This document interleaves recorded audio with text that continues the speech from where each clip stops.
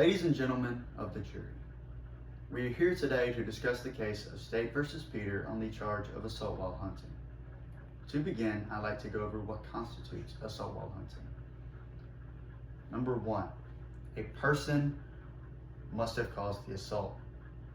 Number 2, the victim of the assault must have attained injury, bodily injury. Number 3, the assault must have occurred through criminal negligence.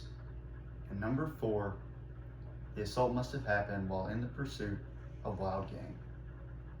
I'm here today to assure you that Peter was not in pursuit of wild game when the assault occurred. Now I would like to go over the events of that night and go over all of the facts surrounding it. To begin, Peter and Joe were together because they had a hunt that weekend. They were preparing for the hunt when they made the decision to have a couple of beers together. They then both made a less than smart decision to target shoot with firearms after the consumption of alcohol. While they went to Joe's backyard, and when they got there, they set up beer cans in the backyard for them to shoot at. During this process, Peter forgot to engage the safety on his gun. While they were in the backyard, Peter saw a turkey in the woods. He decided he was going to shoot at it, and when he went to do that, he dropped his gun.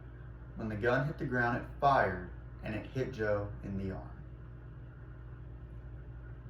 Now, I would like to go over what constitutes assault while hunting again and see if it applies to Peter's case.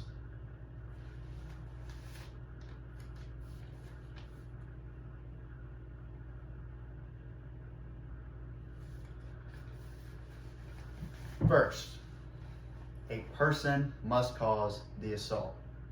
There is no denying that Peter is the one who caused Joe's injuries. He forgot to engage the safety on his weapon, which is what led to Joe being shot. Number 2,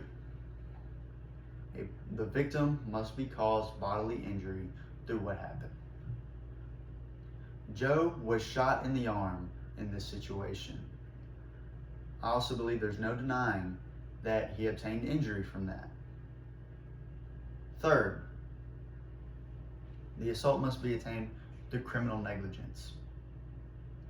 It is no secret that Peter was not providing a standard of care to his fellow man during this assault.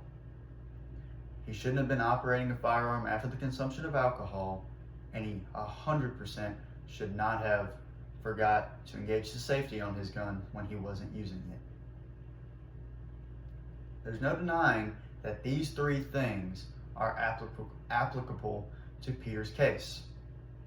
However, the 4th thing that constitutes assault while hunting, the victim being in pursuit of wild game when it happens, is not applicable to this case. When Peter was in the backyard, he was merely target shooting for leisure. When he saw that turkey, he made a stupid decision to try and shoot at it, but that does not mean that he was in the pursuit of wild game.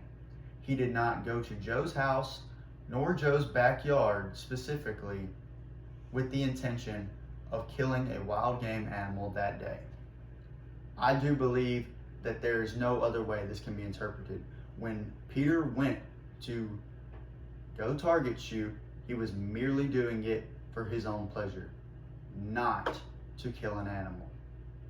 Therefore, this case does not constitute assault while hunting, and I believe that all 12 of you will come to that conclusion, and Peter will be let free from this case.